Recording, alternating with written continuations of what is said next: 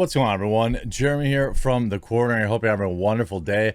Looks like corporations, large ones, are continue to move to kind of divest themselves from Russia, including BP, which said it's going to offload nearly its 20% stake in the state-owned Russian oil firm Rosneft, on top of more talks of using the SWIFT banking system to apply pressure to Russia. But there's reason for optimism today, and that is that there is apparently some talks.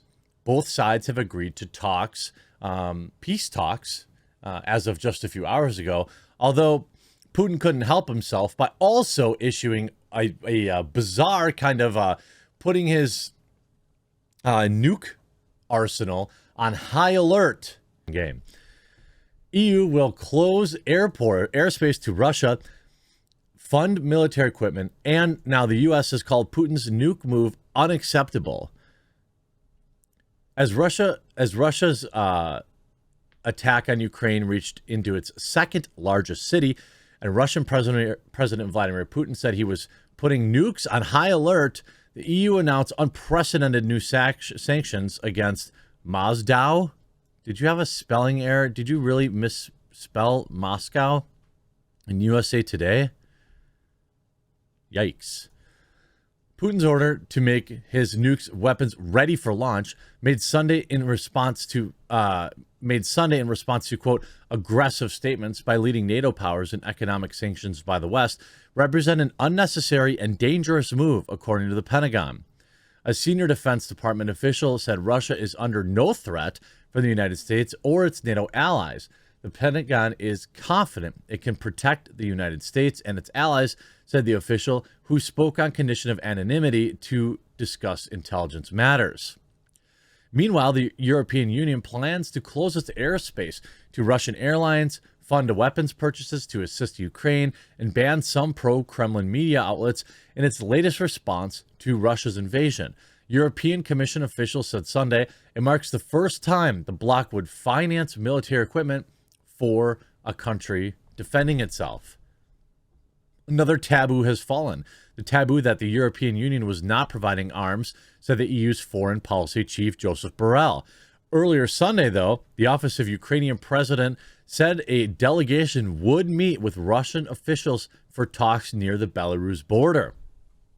Earlier Sunday, Russian troops entered Kharkiv. Sorry if I'm mispronouncing that. Ukraine's second largest city, and a battle is underway in the streets, according to the Associated Press. Videos posted on Ukrainian media and social networks show Russian vehicles moving across the area in light vehicle burning on the street. Residents were urged to stay inside. The troops in Kharkiv arrived after Russia unleashed a new wave of attacks on Ukraine, targeting airfield and fuel facilities. Two large booms rocked the area south of the capital just before 1 a.m. local time. Zelensky's office said one of the blasts was near the airport. The other blast hit an oil depot about 25 miles south of the capital, according to the mayor of Valskiv. Russian forces also blew up a gas pipeline there, according to Ukrainian president's office. So it's not as if the Russians are just hanging out. There's been some talk of, how, Russia's frustrated by the slow movement. I don't know. Maybe I'm, you got to understand this, if he really believes, if it's really about him annexing, taking back Ukraine as a part of the USSR, as part of his country, he doesn't want to take custody of a crater. He doesn't want to completely destroy all the infrastructure and then have to rebuild it. The reason he wants it is its infrastructure. I believe, and you can let me know in the comment section down below, I believe that this is more about, a negotiating position. Maybe he'll take those two nations that he declared were sympathetic to him. I don't know. Meanwhile, the United States and his European allies agreed to remove, quote, selected Russian banks from the international SWIFT messaging system, which allows for the movement of financial transactions, as the electronic funds transfers and things of that nature. Now, President Biden receiving regular updates on Ukraine. Ukrainian ambassador to the U.S. told CNN's Dana Bash that the Ukrainian president will, quote, definitely not be part of the delegation attending talks with Russia. Probably good. Saying he is in Ukraine defending his country. Markarova called on the Russian president to stop the war and said that Ukraine would send people to the talks. She added that Ukraine was always ready for talks, but we are not ready to surrender, and we will defend our country and we will win. Asked whether she thinks Russia is genuine in extending this olive branch, she said there is ongoing full-fledged war with crimes being conducted by the Russians in Ukraine on a daily basis. So how genuine is this proposal? We don't know. On Putin putting deterrence force, including nukes, on high alert, Markarova said this is yet one more example of bully behavior from Russia. They attacked our country. They are scaring everyone.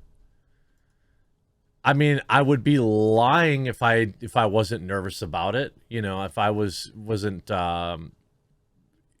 concerned myself. You see this article, a team of American and British Special Forces vets are preparing to join Ukraine's fight against Russia. A group of 10 NATO-trained vets are taking up President Zelensky's offer to join for a new unit of foreign fighters in Ukraine. Are these mercenaries? Would that be the word that you would use? Are these people that, you know, want to go get some Ruskies? I don't know how I feel about this. You know, importing foreign people to fight for your country, feels dangerous. You know, especially like, you know, any kind of implication it may blow back on their nations of origin as well. It's interesting though, as things continue to push. Also, I want to issue a stark warning here. Everything you're seeing on Twitter or everywhere else, a lot of these videos, be very, very skeptical. Very skeptical. Because there's so much fake stuff out there. There's so much just old footage being recycled, new footage being mimicked or manipulated. It's difficult to know.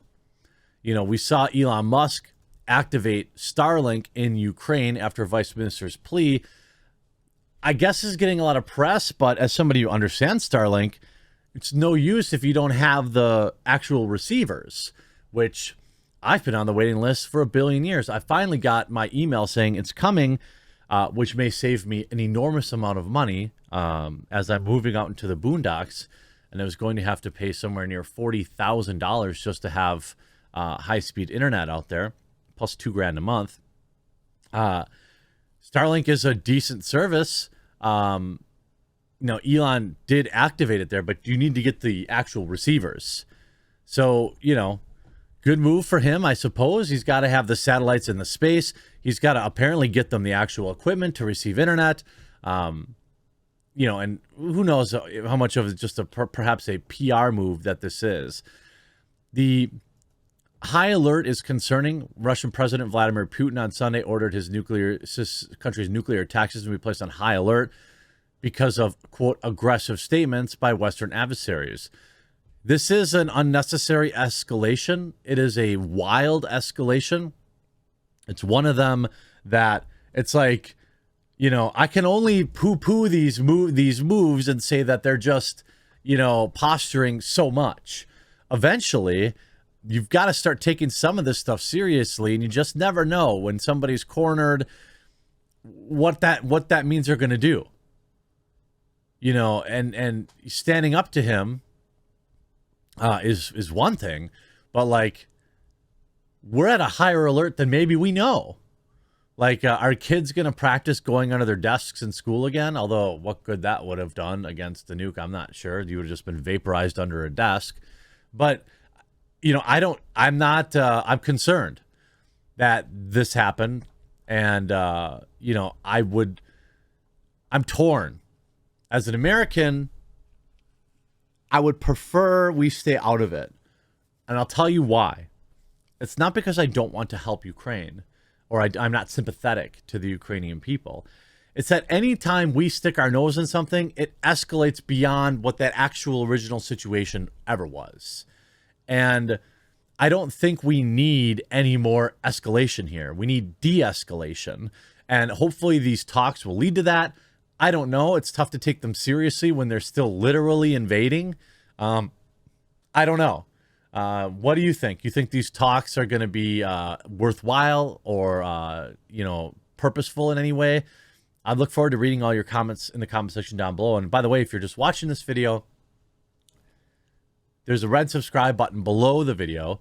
If it's red, that means you haven't yet subscribed. I do 4 to 6 videos a day, 6 days a week. Today I'm working on Sunday too because everything going on with Ukraine. So I would really appreciate it if you decided to click the subscribe button. Maybe you have to create an account. I know that can be a pain, but it's absolutely free and it helps YouTube know that people actually want to see my videos, which I would greatly appreciate. Hope you enjoyed this video. We'll talk to you again real soon.